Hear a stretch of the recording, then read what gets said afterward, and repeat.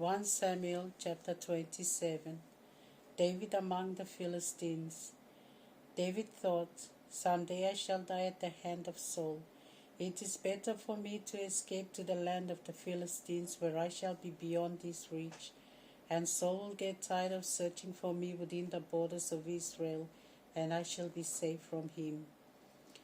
So David went with his 600 men to Achish, son of Maoch, king of Gath. He and his men lived with Achish in Gath. Each one had his family with him. And David had his 2 wives, Ahinoam of Jezreel and Abigail of Carmel, Nabal's widow. When Saul was informed that David had fled to Gath, he no longer searched for him.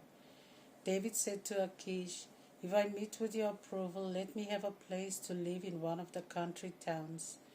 Why should your servants live in the royal city with you?" That very day Achish gave David Ziklag, which since then up to the present time has belonged to the kings of Judah. David lived 1 year and 4 months in the country of the Philistines. David and his men raided the Geshurites, the Girzites, and the Amalekites. All these lived in the land extending from Telem to Shur and in the land of Egypt.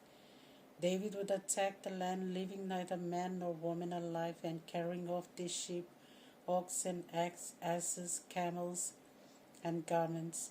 Then he would come back to Achish. Whenever Achish asked, "Whom did you raid this time?" David would answer, "The Negev of Judah, or the Negev of Jerahmeelites, or the Negev of Kenites." David left neither man nor woman alive to be brought back to Gath, for he said, "If I brought them to Gath, they could talk against us and say, 'This is what David did.'" Such was his practice as long as he lived in the country of the Philistines.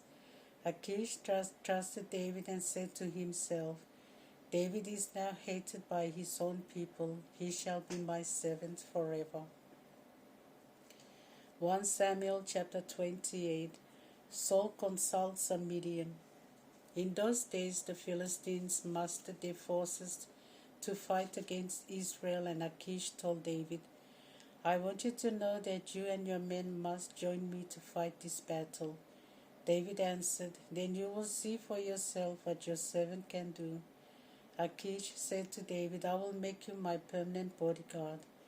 Now Samuel had died, and when all Israel had mourned for him, they buried him in his own city, Ramah. Meanwhile, Samuel had driven those who consult spirits of the dead and fortune tellers out of the land. As the Philistines gathered together and encamped in Shunem, Saul also mustered the Israelites' forces and encamped in Gilboa. But on seeing the Philistine camp, Saul was afraid and his heart failed him. Saul consulted the Lord, but the Lord gave no answer, either by dreams or by the Urim or through prophets. Then Saul said to his servants, "Find me a woman who consults the spirits of the dead, that I may go and consult her." His servants told him, "There is a medium at Endor." Saul disguised himself, putting on other clothes, and left with 2 men. He arrived at night and said to the woman, "Tell my fortune through a ghost, and call up the spirit of the one I shall name." But the woman answered him, "Do you not know that Saul has driven mediums and fortune tellers out of the land? Why do you set a trap for me to bring about my death?" But Saul swore to her by the Lord, "As the Lord lives, you will not be in trouble for this."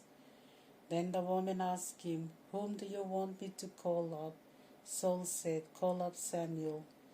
When the woman saw Samuel, she screamed and said to Saul, "Why have you deceived me? You are Saul." The king then told her, "Have no fear. What do you see?"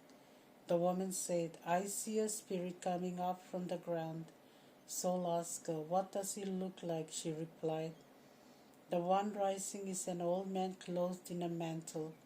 Saul knew then that it was Samuel. He knelt and bowed face to the ground in homage.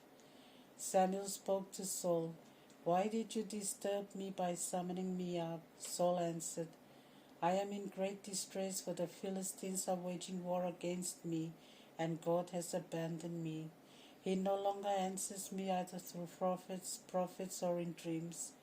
Because of this I have called you to tell me what I should do." Samuel said, "Why do you ask me if the Lord has abandoned you and turned against you?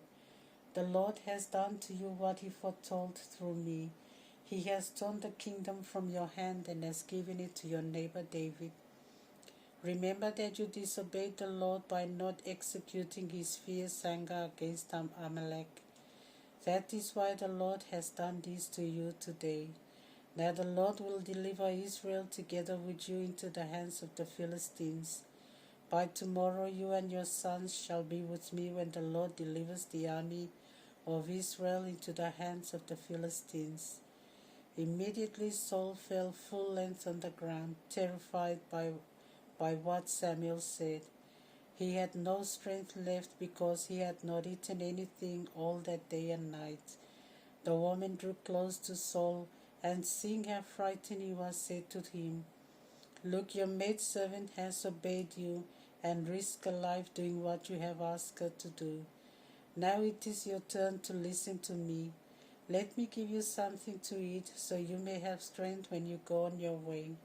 Saul refused and said, "I will not eat." But on the insistence of his servants and the woman, he agreed, rose from the ground and sat on the bed. The woman had a fattened calf in the house, which she immediately butchered. She also took some flour, kneaded it, and baked unleavened bread. She set it before Saul and his servants, and they ate. Then they got up and left that night.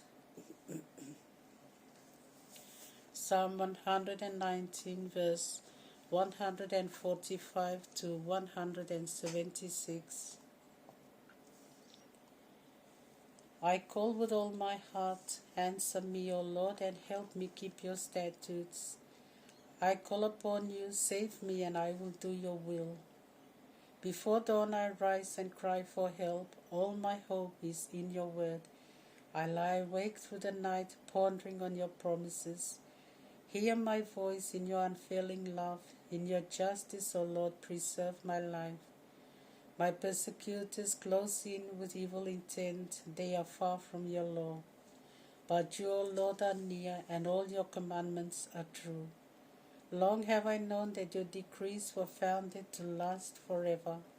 Look upon my suffering and rescue me, for I have not forgotten your law.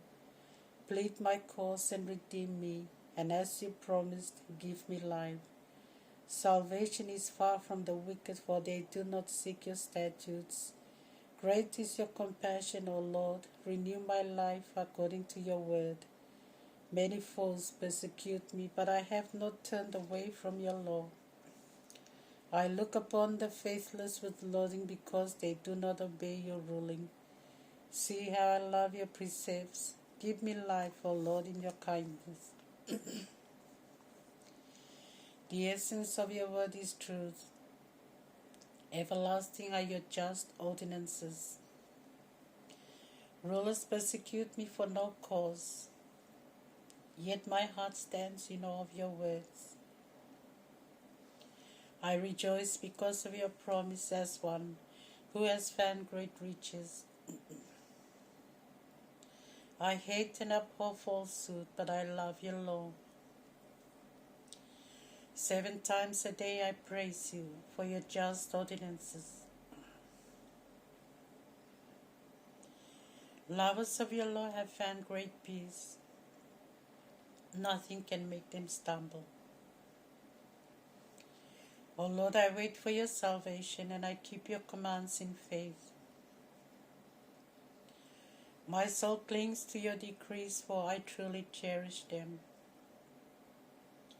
I obey your precepts and your decrees. My ways are always before you.